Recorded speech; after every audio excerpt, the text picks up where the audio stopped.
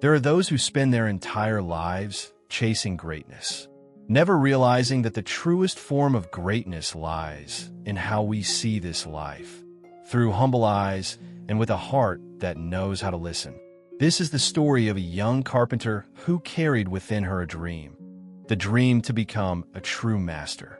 She crossed deep forests, braved countless hardships, all for one purpose: to find the one person rumored to hold the secret to true mastery. But what awaited her was nothing like what she had imagined. The story is called The Carpenter and the House of Silence. In a crowded city, where the sound of chainsaws blended into the constant noise of modern life, there lived a young carpenter named Lina. She worked tirelessly in a small woodshop tucked into a street corner, always dreaming that one day she would create work so magnificent the world would stop and stare in awe. But the harder she tried, the more she felt that everything she crafted was just a clumsy imitation of something she couldn't quite grasp. Lina began to believe that in order to become truly great, she needed to learn from a true master, someone not only skilled in the craft, but deeply rooted in the art of living. One rainy afternoon, she overheard a tale about an old wooden house hidden deep within the forest, a place once home to a legendary builder, a master who could breathe soul into timber. They said if anyone was patient enough to find it, they might learn something no book could ever teach. Without hesitation, Lina packed her things, bringing only a few familiar tools and a heart full of longing. She left the city at dawn the next day, stepping into a journey whose destination she did not know, only that something in the silence of that forest was calling her name. Lina walked for 3 days straight, weaving her way through the thick forest. The wind whispered through the trees, as if trying to tell her things she wasn't ready to understand. Her boots were caked in mud, her calloused hands gripped tightly to the straps of her backpack, yet her eyes still sparkled with anticipation. At last, on a foggy morning, she saw it.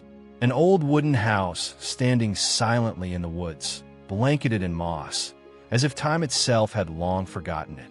She stepped up to the weathered door and knocked gently. Moments later, it creaked open to reveal an elderly woman, hunched with age, wearing a worn gray sweater. Her hands trembled slightly, and her silver hair was tied neatly at the back of her neck. Her face was lined with deep wrinkles, but her eyes, they were soft, like sunlight after a storm. "I've come looking for the master," Lina said, her voice carrying a mix of excitement and exhaustion. "I want to learn how to become great." The old woman didn't answer right away. She simply smiled and nodded, then gestured for Lina to follow. They stepped inside, and a strange, quiet world opened up.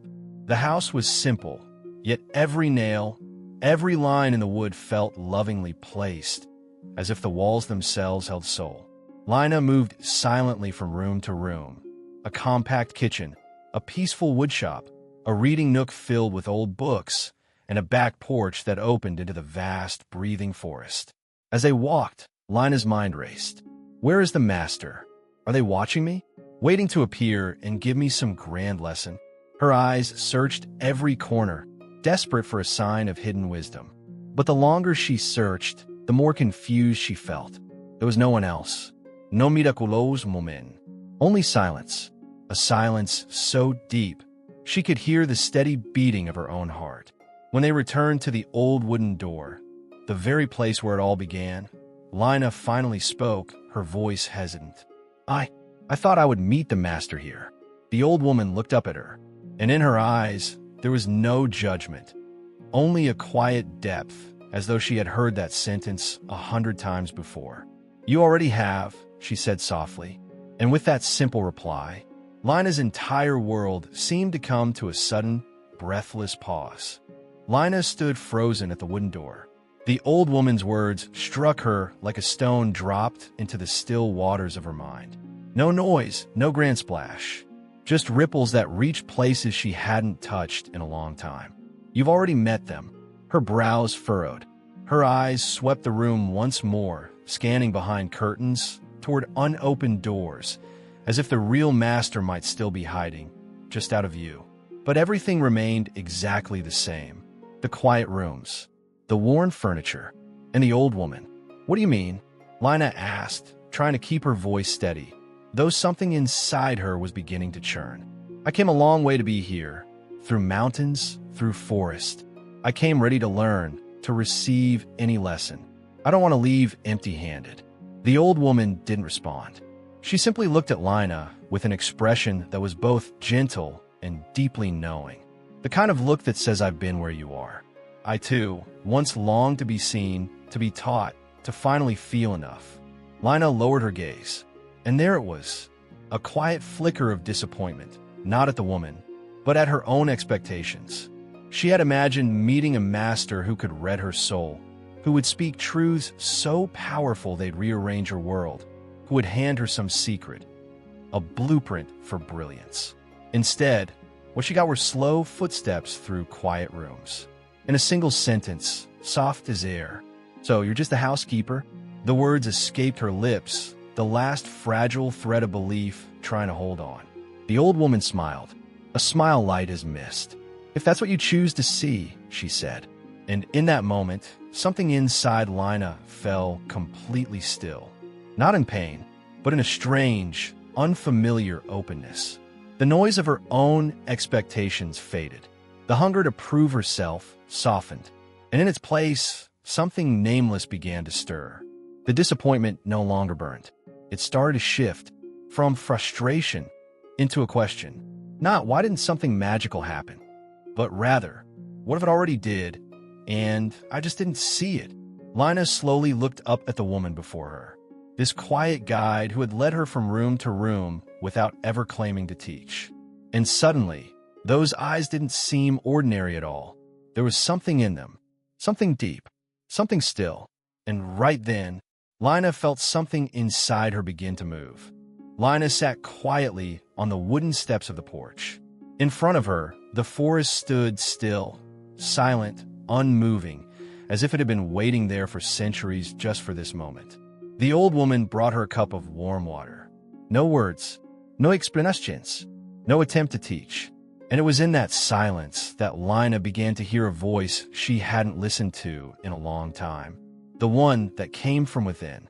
She reflected on the path she had taken, the days spent crossing forests and mountains, the cold nights beneath star-filled skies, the tired, aching steps that somehow always kept moving forward.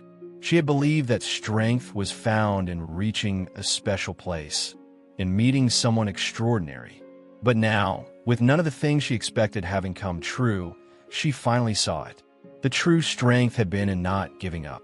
It was the longing, the perseverance, that was what truly mattered. Her thoughts drifted to the old woman's eyes, unassuming, unteaching, yet carrying within them an entire life of quiet understanding. And in a flash, Lina realized she was the master, not because she held fame or secret techniques, but because she had no need to prove anything. She simply was present, still like the house itself, like the forest surrounding them, humble and full of strength. Lina thought back to the room she had walked through, the kitchen, where each wooden spoon was carved by hand, the workshop, where an old chipped chair remained lovingly preserved, not replaced. And slowly, her eyes began to open to a kind of greatness she had completely overlooked. The greatness found in the small, the quiet, the carefully made. The teacher she had sought was never someone out there. It was a way of seeing life, a way of being with even the most ordinary moments. If your heart is still enough, if your eyes are humble enough, then everyone you meet can be your teacher. Lina turned to the old woman, but this time, she no longer looked at her with expectation, but with deep, wordless gratitude. She didn't need to say anything more. The lesson had already taken root, not in language, but in something far deeper, a quiet transformation within her. She had come searching for a master, but what she found was herself. Lina left the wooden house on a quiet early morning. The forest stood as still as it had the day she arrived, but something inside her had shifted completely. There was no ceremony, no certificate, no secret technique passed down, only silence, and a lesson carved deep into her spirit. That true worth isn't found in what we strive to achieve, but in how we show up every single day. She returned to the city, to the same small workshop tucked in the corner of that noisy street. But this time, she didn't question whether she was good enough, whether anyone would recognize her work. She began crafting with a new rhythm, slower, more intentional. She observed more, listened more. She treated every grain of wood as if it had something to say, and in a way it did. Each table, each door frame she built wasn't just a product anymore. It was a part of her heart, shaped and offered through her hands. People started to notice, not because of flashy designs or perfect edges, but because her pieces felt different. They held warmth, stillness, soul. But for Lina, recognition no longer mattered. What mattered was that she had become the very teacher she once set out to find. And in doing so, the people around her began to change too. They slowed down. They listened. They wondered. Because when one person lives with quiet presence, they don't just change themselves. They invite the whole world to do the same. In life, we often climb distant mountains in search of someone who can give us the answers. But sometimes, that very journey leads us right back to where we began, back to ourselves. The teacher we long to meet may be hidden in the most ordinary form, and the deepest lessons aren't always spoken. Sometimes they live in the stillness, the kind of silence big enough to let us hear the voice within. If you too are searching for something, a dream, a direction, or simply an answer to the confusion in your heart, then remember this. You don't always have to keep moving forward to find it. Sometimes all it takes is to pause and truly listen, because maybe, just maybe, the teacher you've been searching for is you.